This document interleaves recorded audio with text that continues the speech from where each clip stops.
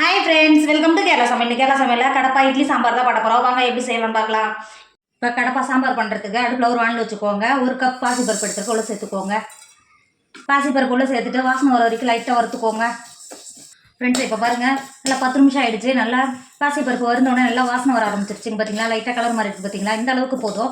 இப்போ வேறு ஒரு பாத்திரத்துக்கு மாற்றிட்டு இதை நல்லா ஒரு 2-3 தடவை நல்லா கழுவிக்கோங்க. ஃப்ரெண்ட்ஸ், இப்போ ஒரு குக்கர் வச்சுக்கோங்க. நம்ம ஏற்கனவே கழுவி எடுத்து வச்சுருக்கோம்ல பாசிப்பருப்பு, அது உள்ள சேர்த்துக்கோங்க. கூடவே கட் பண்ணி வச்சிருக்கிற கத்திரிக்காய் உள்ள சேர்த்துக்கோங்க. அது கூடவே கட் பண்ணி வச்சிருக்க கேரட்டும் உள்ள சேர்த்துக்கோங்க. உருளைக்கிழங்கு சேர்த்துக்கோங்க.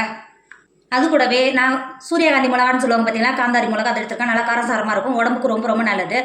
உங்களுக்கு காரத்துக்கான சரிசி சேர்த்துக்கோங்க. பச்சை மிளகா இருந்தால் ஒரு பச்சை மிளகா சேர்த்துக்கோங்க. சேர்த்து கொடுத்துட்டு அது கூடவே 1 டேபிள் ஸ்பூன் உப்பு சேர்த்துக்கோங்க. 1/2 டேபிள் ஸ்பூன் மஞ்சத்தூள் சேர்த்துக்கோங்க. நல்லா காய் முங்குற அளவுக்கு தண்ணி சேர்த்துக்கோங்க. தாராளமாகவே வெந்து வரட்டும். நல்லா காய் வெந்து வரட்டும். இப்போ தண்ணி சேர்த்துக்கோங்க. தண்ணி சேர்த்துட்டு குக்கர் மூடி போட்டு மூடிக்கோங்க. குக்கர் மூடி போட்டு மூடி ஹை ஃப்ளேமில் 2 விசில் விட்டு எடுத்துக்கோங்க. ஃப்ரெண்ட்ஸ், இப்போ 2 விசில் வச்சு ஏரெல்லாம் ரிலீஸ் ஆகிடுச்சு.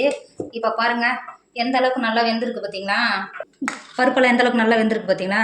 இப்போ இந்த காயை மட்டும் பொட்டேட்டோ மெசர் இல்லை இது மாதிரி கரண்டி வச்சு மெசர் இருக்குது பார்த்தீங்களா, இதை வச்சு இப்படி அழுத்துனீங்கனாவே காய் நல்லா குழஞ்சிடும். பொட்டேட்டோ மெசர் வச்சு நல்லா அழுத்தி அழுத்தி மசிச்சு எடுத்துன்னு இங்கே பாருங்கள் எந்த அளவுக்கு நல்லா கிரேவியாக இருக்குது பார்த்தீங்களா. இப்போ இதை மாற்றி வச்சுக்கோங்க. அடுப்பில் ஒரு பாத்திரம் வச்சுக்கோங்க. 2 டேபிள் ஸ்பூன் எண்ணெய் சேர்த்துக்கோங்க. எண்ணெய் சேர்த்து எண்ணெய் நல்லா சூடாகிடுச்சு. 3 துண்டு பட்டை சேர்த்துக்கோங்க. அது கூடவே 1 டேபிள் ஸ்பூன் பெருஞ்சீரகம் சேர்த்துக்கோங்க. நீங்கள் பொடியாக சேர்த்துக்கிட்டாலும் டேஸ்ட் நல்லா தான் இருக்கும். சேர்த்து கொடுத்துக்கோங்க. பெருஞ்சீரகம் நல்லா பொரிஞ்சு வந்துச்சு. ஒரு தண்டு கருவேப்பிலை சேர்த்துக்கோங்க. கருவேப்பிலை சேர்த்துட்டு அது கூடவே ஒரு பெரிய சைஸ் வெங்காயத்தை நல்லா பொடியாக கட் பண்ணி வச்சுருக்கா அதை உள்ள சேர்த்துக்கோங்க. சேர்த்துட்டு இஞ்சியும் பூண்டையும் தட்டி வச்சுருக்கா அதை உள்ள சேர்த்துக்கோங்க. நீங்கள் பேஸ்ட்டாக சேர்த்துக்கிட்டாலும் பிரச்சனை இல்லை, சேர்த்துக்கோங்க. வெங்காயம் வதங்கிறதுக்கு உப்பு சேர்த்துக்கோங்க. சேர்த்துட்டு வெங்காயத்தை ஒரு 5 நிமிஷம் நல்லா வதக்கிக்கோங்க. இப்போ 5 நிமிஷம் வெங்காயம் நல்லா வதங்கிடுச்சு. பெரிய சைஸ் 2 தக்காளியை நல்லா பொடியாக கட் பண்ணி வச்சுருக்கேன், அதை உள்ள சேர்த்துக்கோங்க. இது வெங்காயமும் ஒரு 10 நிமிஷத்தை நல்லா வதக்கிக்கோங்க. ஃப்ரெண்ட்ஸ், இப்போ பாருங்கள் 10 நிமிஷம் தக்காளி நல்லா வதங்கி வந்துடுச்சு. நம்ம ஏற்கனவே வேக வச்சு எடுத்து வச்சுருக்கோம்ல பருப்பு தண்ணி அது உள்ள சேர்த்துக்கோங்க. சேர்த்துட்டு நல்லா கலந்து கொடுத்துக்கோங்க. இப்போ இந்த அளவுக்கு நல்லா கலந்து கொடுத்துட்டு நான் குக்கரில் கடைஞ்சி வச்சுருக்கோம்ல அதிலே கொஞ்சமாக தண்ணி சேர்த்துக்கிறேன். சேர்த்துக்கோங்க. உங்களுக்கு தேவையான அளவுக்கு தண்ணி சேர்த்துக்கோங்க. தண்ணி சேர்த்துட்டு நல்லா கலந்து கொடுத்துக்கோங்க. உப்பு கம்மியாக இருந்தால் இந்த ஸ்டேஜில் சேர்த்துக்கோங்க. கலந்து கொடுத்துட்டு மூடி போட்டு மூடி நல்லா கொதிக்க விடுங்க. இப்போ பாருங்கள் நல்லா நம்ம சாம்பார் சூப்பராக கொதிச்சு எந்த அளவுக்கு நல்லா கெட்டியாகி வந்திருக்கு பார்த்தீங்களா.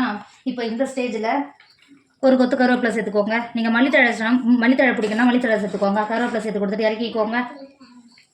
ஃப்ரெண்ட்ஸ், இப்போ பாருங்கள் கமகமன்னு வாசனையோட கடப்பா சாம்பார் சூப்பராக ரெடி ஆகிடுச்சு. இதோட டேஸ்ட் அவ்வளோ ஒரு சூப்பராக இருக்கும்.